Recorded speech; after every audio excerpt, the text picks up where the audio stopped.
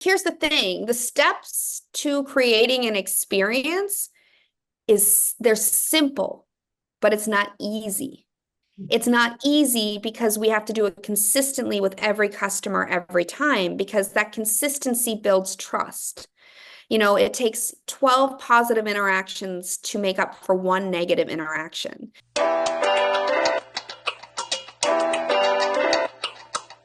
This is Angela Rizzo, Chief Marketing Officer at VinQ. I'm so excited today to interview Katie Mares. She's joining us on Q the Next Leader. Katie is the founder and Chief Inspiration Officer of her namesake company. And she is a brand experience expert, a TED Talk speaker, #1 best-selling author of the book Custom Her Experience. Katie knows firsthand the challenges that organizations encounter as they strive to design a sustainable and effective customer experience program tailored for the female consumer. Now, Katie brings a unique blend of experience, combining her expertise in customer experience, resilience building, and women's empowerment. Katie, welcome to Q the Next Leader. Thank you for having me. I'm so excited to be here. You have no idea. Oh my goodness. Well, you're probably not as excited as I am. I'm very excited to have this opportunity to talk to you. We met recently at the VinQ Unleashed conference where you were on a panel. And I just was so excited about what you had to say. We had to get you on the podcast to share your knowledge with our viewers. Well, I am humbled and honored to be here, and I'm, whenever I hear someone read my bio, I'm like, I did that, but I did all those things, and it's really cool because, especially in the automotive industry, it's so needed, and that shift in mindset over the customer experience, and I'm really excited to be part of that shift and to be a voice that gets to champion behind the female consumer and consumers in general, to help them have an experience that they want to have versus what they're expecting to have in the industry. Yeah, so tell me a little bit more, that like what else compelled you to write the book Custom Her Experience, and tell me how it's going so far. Oh my gosh. Well, being a customer experience expert, I have designed experiences for some of the world's largest organizations, both in and out of hospitality, medical, travel, luxury spaces.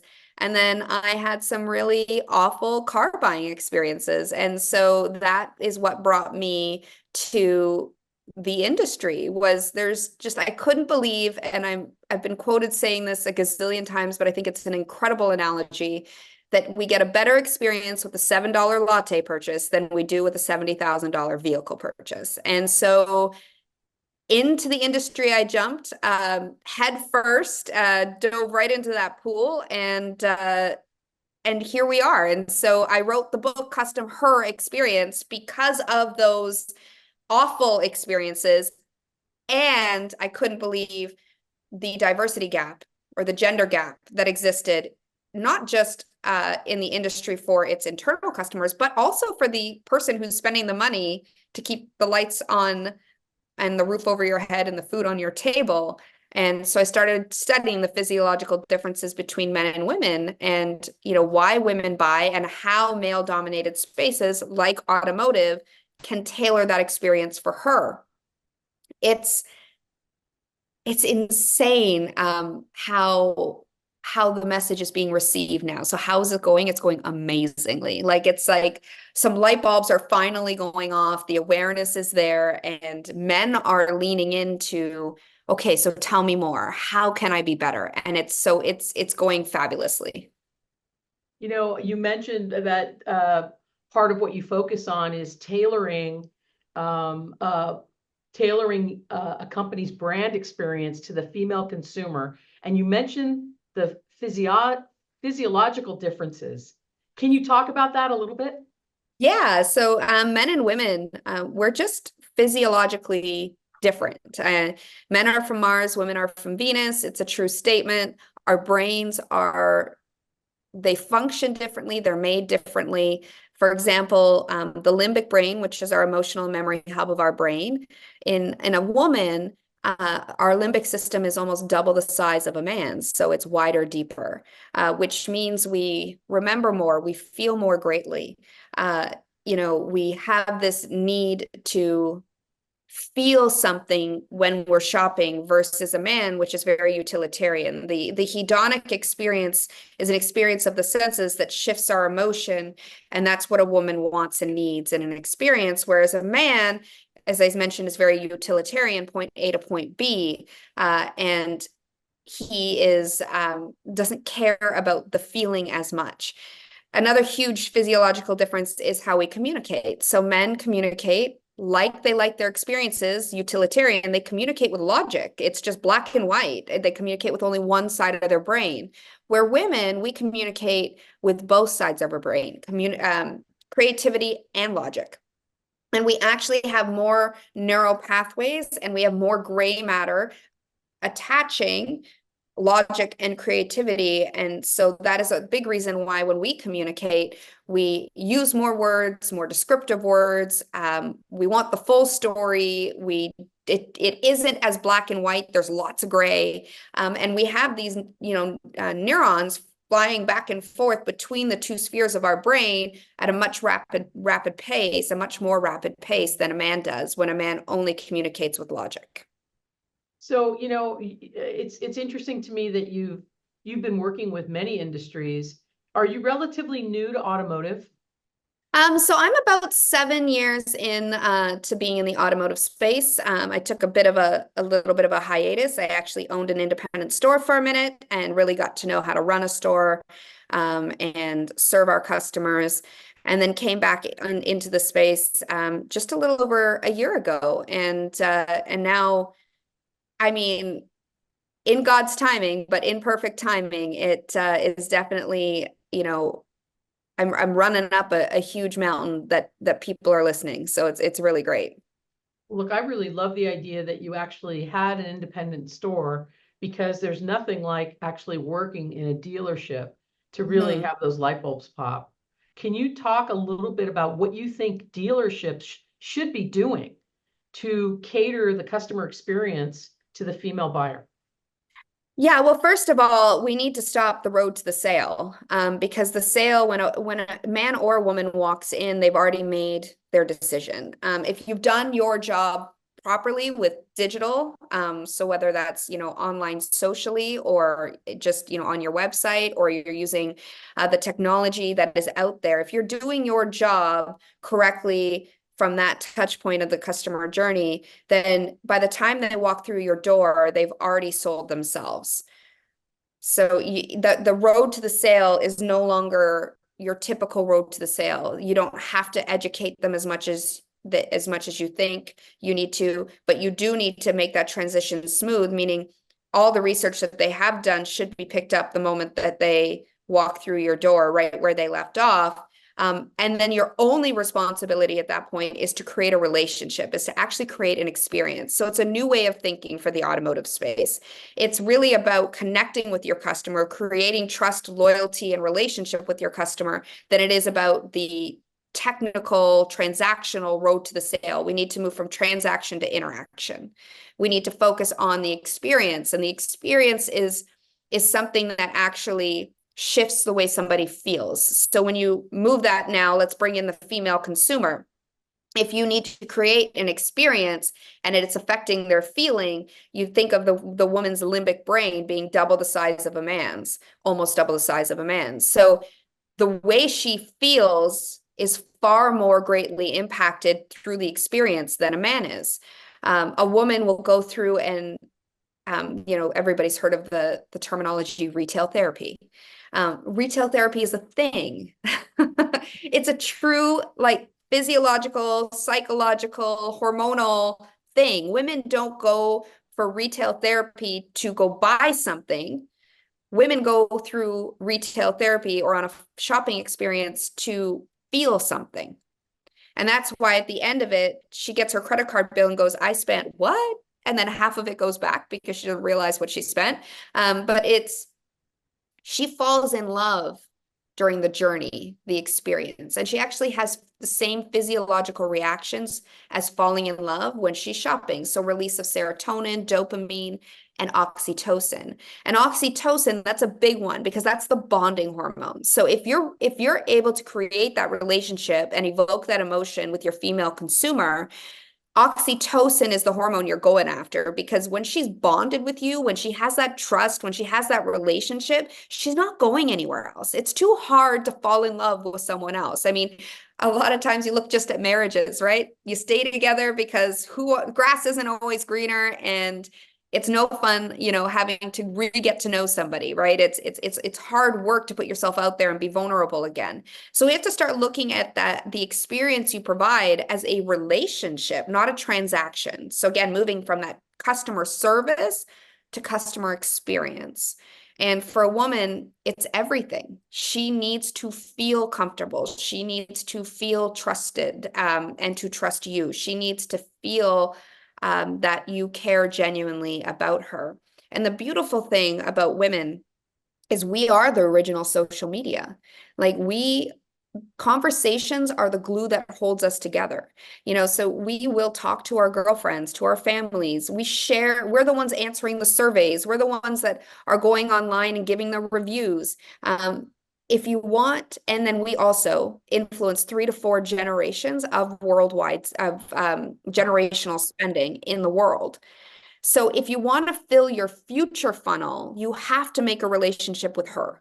And I'll give you an example. I used to have Friday night or Friday after school rosé with the school moms, and all the kids would come over. And I would put a spread of food out on this huge, gigantic table that I had, and the moms would sip rosé and the kids would eat and run around the house while we ignored them because, yay, it was Friday and rosé all day, right? It's 5 o'clock somewhere. Anyway, so I get a phone call from one of the moms a few years later, and she says, I have to tell you something. I'm going to use the name Tim. Timmy and I were at the grocery store, and he stopped me in the aisle and said, Mom, can we get that? Katie used to serve it. Oh, So you think about the vehicle that a woman has in her driveway, the brands that are in her fridge, the clothing brand she decides to, put on her children's back. All of those things are walking advertisements. And so if you really want, and because she's trusted, she's mom, the woman is trusted, she cares. So when she says, I highly recommend, that hits her sisters, her brothers, it hits the husband, it hits the grandparents and the children, grandchildren. So 3 to 4 generations are impacted by a woman's opinion of you. So if you wow. want to fill your future funnel, you have to design an experience she can't live without. Because when that happens, then she's going to praise you from the rooftops, and trust is already granted to you through her. Can you talk a little bit about, like, what are some specific things dealerships can do that where they can design an experience that's tailored to the female? Because we might have some dealers thinking, well, okay, I get the thing about the limbic brain, but what can I actually do to tap into that? Yeah, so there's a few things, but I would start with your overall atmosphere of your dealership, like the actual experience before you're even talking to anybody. A woman wants a hedonic experience. She wants an experience of the senses. She wants to feel comfortable. So, when she walks in, what is the lighting like? What does the furniture look like? Is it stark? Do you have living green plants? What is the furniture in terms of comfortability? What is the smell in the dealership? What is the temperature in the dealership? And I dare any men that are, listening to this, I dare you to go into the ladies' washroom. You've probably never been, and you have to flip that lens and see the experience through her eyes. Women don't like fluorescent lighting. We like to look good. And when we look good, when we look in the mirror, we're happier. It just is what it is, right? So if you have proper lighting in the washrooms, proper scented hand soaps, if it's clean, like all those things make a big difference in how she feels in the store. And believe it or not, it promotes trust. Like if you care, like in a restaurant, when a washroom is clean, you know the kitchen is clean, right? Yes. In your dealership, when you've taken care of those things, it shows that you take care of your customers. It builds trust indirectly.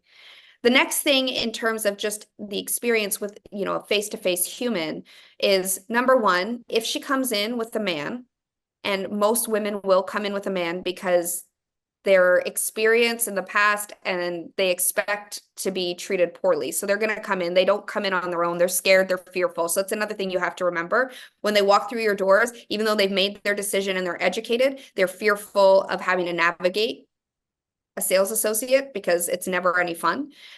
So being approached and approaching the couple, making sure you're not turning your head to the man when she's standing right there. Because never once will you ever have a woman say, let me check with my husband, but you will always have a man say, let me check with my wife. So knowing that she is the decision behind the purchase and treating her as such, not that you have to uh, polarize, put a spotlight on her and only talk to her, because that's no good either. That's polarizing for the man, but to talk to them equally. She just wants to be an equal. She wants to be included.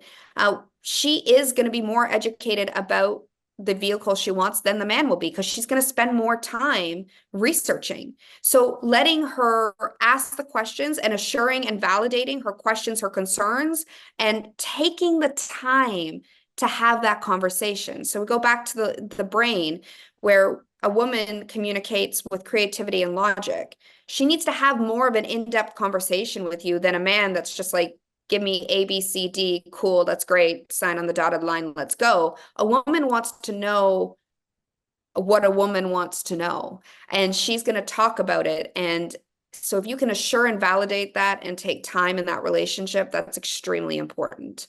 Getting to know her, not just oh, you're a customer. A woman wants to be known as a woman first, a female first, a human first, and a customer second. She wants to know that you care about her, and then she'll open up her wallet. So creating that relationship is extremely important. Showing genuine engagement and connecting with her, showing vulnerability. Like, and I don't mean, as the teenagers say, spilling the tea. I don't mean like being a drama-filled soap opera.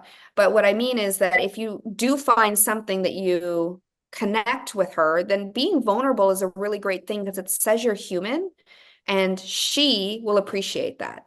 So there's many, many things. And what I would suggest is to break down the customer journey. If you haven't done that for your customers overall, you need to do that.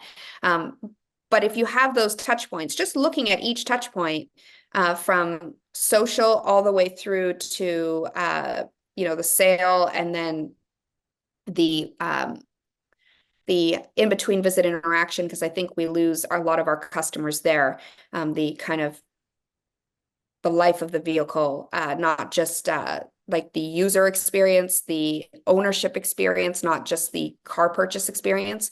But when you break it all down, moments through time, which is the journey, what can you do? What are like 3 things you can ensure that your people do at each touch point to ensure she feels welcome, to ensure she feels heard, to ensure that her needs and wants are delivered on? And so that would be the simplest way, I would say, for anybody to attack this. Is you don't have to up level everything you're doing. You just need to look at each touch point and be like, okay, let's take the service drive, for example, or I mean, anything, the waiting time to wait for a test drive, or waiting time to get the paperwork signed in the F&I office.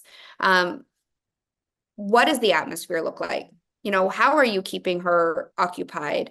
Are you offering a beverage? Are you offering, if you're waiting 2-3 hours, Disney is a great example of this. People pay a ton of money and they wait in lines for hours and hours, and then they come out of the park and they freaking loved every second of it. your experience can be the same. A dealership experience can be the same. That waiting time can be enjoyable. It's just whether or not you're willing to do what it needs to be done in order to do that, and taking a look at each touch point to uncover what those are specific to your brand and to your people, your customers. Well, Katie, you shared some stats with me, and I was blown away by these stats. 85% of purchase decisions, women influence 85% of vehicle purchase Yeah. decisions, and they purchase 65% of new vehicles. Can you Yeah. talk a little bit about those stats? And I think that's really going to hit a few people over the head. Yeah. Well, I mean, when in a coupled relationship, so we spoke when a man and a woman comes in, please know the woman is making the decision. That's why you have to greet them equally. So she influences 85% of all vehicle purchases, new and used, when in a coupled relationship. Wow. Period. So when you think you're selling to the man, you're selling to her. And so there's that. But then we actually outbuy men in new vehicle purchases 65%. And I actually think I saw a stat the other day that said 67%. I think that's increased. And don't quote me, but I believe in my research, I saw that stat increase by 2%. So she is the decision maker. By 2028, she will control, not influence, she will control 75% of all discretionary income. All of it, worldwide. 75%. Like, she holds the purse strings to the world's economy. And if you do have a service drive and you do have a fixed ops department, she is the one saying yes. So 60 to 70% of all ROs are being decided upon by her. So if you are not taking it seriously by now, I mean, it is about time, because then another stat, just overall customers, is that 79% of your customers are leaving you based off of experience alone. We are in what I like to call the experience competition era, where it's no longer about your make, your model, your offers, your leasing rates, your financing rates, because it's all the same everywhere. They're offering everything the same. You can throw a pebble down the street and hit a similar make, model, a similar financing or leasing rate. Like, it's really similar perks. It's all the same. But what's different is the experience you provide. And your customers already have five different dealerships, 5 different makes, 5 different models of what they're comfortable with already lined up. So if you don't fit the bill, not your vehicles, not the product, if you don't fit the bill, then they're going to go find somebody that makes them feel good. And you're going to lose. And if you don't act now, if you don't make this moment right now non-negotiable to dare to do something differently with your customer experience, you're going to lose 5 years from now, period. It's really So fascinating to it's me. just time.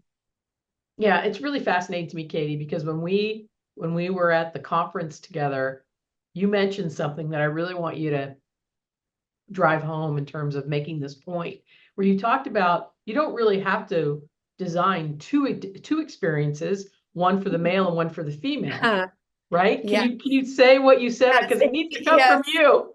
Yes. If you build it for him, you lose her.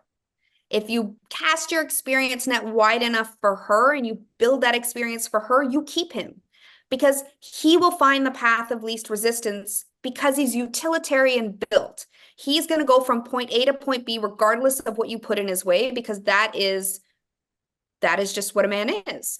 But if you build the utilitarian experience because that's what you want, I'm speaking to a lot of males, I'm sure, on this who listen to this podcast, you're going to lose her, because she's going to walk out right away. She's not going to ask you to give her more. You're either just going to give it or you're not.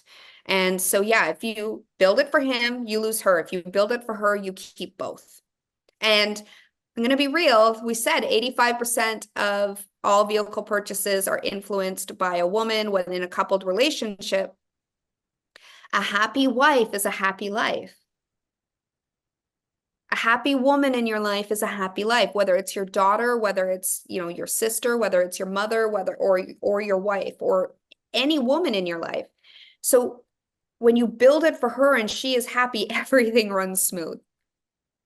When you True. forget about her, she will make it known, and she makes it known by voting with her feet and going to a different dealership. Yes. Totally agree. I mean, I've done it. I've walked Oh out, my. right? In your book, you talk about your experience of just literally being ignored. I think you went to 3 or 4 different dealerships before somebody actually Seven, told you. 7. seven, Yeah, seven. It's crazy. crazy. 7 dealerships. And that's what, like, I couldn't believe it. I get back to this comment of a $7 latte purchase is more of an experience than when I'm making the second largest purchase that a human being makes on average, unless you're uber rich and you're buying a jet. I mean, it's a home and a vehicle. Right. And I can go to Chick-fil-A and go through the drive-through and get a better experience with a $13 combo than I can when I'm test driving $70,000 that I'm going to have to pay out over 7 years and work my butt off to be able to afford. It's it's insanity to me. It's just there's such a disconnect, and it's just high time, especially now with how much technology and AI is, and I use air quotes, taking over, because our customers aren't bots, so we can't serve them with bots. So there's a very fine line there. But when done right, you've sold them before they even walk in. So the only thing you have left to do is elevate that experience. Right. It doesn't seem like it's really all that hard. It just, dealers just need to be very intentional, and their Mm. people need to be sincere, because we can see through Oh, insincerity. yeah. Oh, yeah. Oh my gosh, yes. It's not, here's the thing, the steps to creating an experience they're simple, but it's not easy. It's not easy because we have to do it consistently with every customer every time, because that consistency builds trust. It takes 12 positive interactions to make up for one negative interaction. So I believe that we have like a zero balance trust account with every one of our customers, men or women. And we can look at our internal customers as well. We have a zero balance trust account. And it's up to us through consistent positive interactions to put these positive deposits into this trust account so that we have a surplus. Because we're not bots, we are going to screw up, we are going to drop the ball. But if you don't have this surplus, and you do screw up, then what's going to happen is you're going to go into overdraft, and that customer isn't coming back. So you have to earn the right to their business. You have to earn the right to their trust. And the only way to do that is to show you care and care consistently. There's a difference between being nice and kind. Nice is an attitude. Nice is like, I have to do this. Kind is an action. Kind is genuine. And so while it's simple, it's really simple to provide a 5-star experience. Like, it is so simple because all you have to do is be kind and thoughtful and genuine and create a relationship. It's hard because people think, well, why do I have to? Or they have their own worlds, around, in their head tornadoing, and they don't know how to take themselves out of the ego and serve the customer regardless of what's going on in their life. That's what makes it hard. Right. But when you do it, I mean, you have customers for life. You make price irrelevant. When you provide these experiences, women will spend 32% more when offered a hedonic experience, an experience of the senses. So if you think that, oh, okay, we're talking about warm and fuzzies, it doesn't actually impact the top line, it does vastly. Hiring more women vastly impacts your top line too, because women want to do business where they see themselves in because they're comfortable. So the more women you have represented in your dealerships, the more female customers are going to come, because automatically it's telling that female without saying a word that, oh, if these women trust them, then I can trust them. Yeah, More women bring more money, which bring more women bring more women, which brings more money. exactly. I actually recently bought a car last year. I bought an electric BMW. And the Nice. BMW Genius was a 23-year-old woman. And you have no idea how much I love that. I was shocked by it. but B, I love it. And I go into the dealership periodically just to hang out with her, and she'll show Yeah. me features of the car, and she You've knows, created a oh, relationship. So where's the next place you're going to go? The next vehicle you need.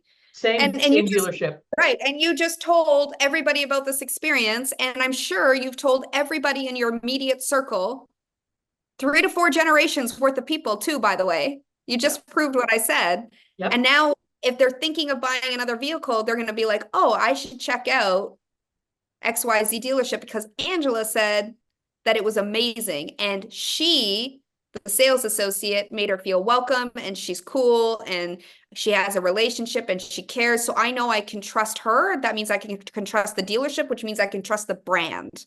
Exactly. Exactly. So Right there. Kate, Just proved it all. so Katie, we could go on for hours, and I hope someday we do get to spend hours together. But I know Say, that there are probably some dealers thinking, well, is Katie available for consulting engagements? Like, can we work with Katie? Is there a process or a way that people can get in contact with you if they want to spend more time with you? yeah, 100%. So you can email me, katie@katiemaras.com.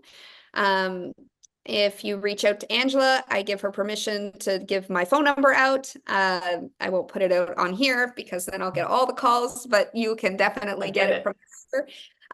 But katie@katiemaras.com. I'm all over social.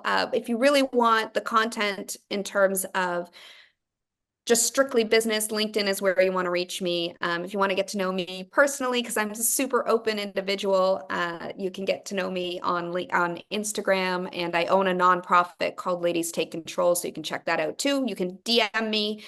But yeah, I do consult. I take a handful of clients a year because gratefully I'm on way more than a handful of stages. So I really believe if I'm going to teach how to provide an experience, I also give an experience to my customers. So my clients are very much hand selected. I don't work with just anybody. If you're not willing to change, I don't work with you. It's not, I won't take money. I don't take money for nothing. So if I'm working with a 48 rooftop group right now, and the criteria is you've got to be in to do the hard work. If you're not in to do the hard work, I don't want your money because I don't want you to fail and I don't want that attached to me. So I'm very, very selective of who I work with. But if you're willing to make that change, and let me tell you, now is the time to make that change because in 5 years from now, you're going to be in the dust, then reach out to me and we can talk about how we can make that happen. Well, that's awesome, and I encourage people to reach out to me. You've got to get this book. Okay, this is the book. Look, you can see how Katie spells her name, There you go. Mares. You can get it on Amazon. Okay, so start with the book. It's an easy read, guys. Yeah, it is. Talk to It's really you. easy. All Yes. right.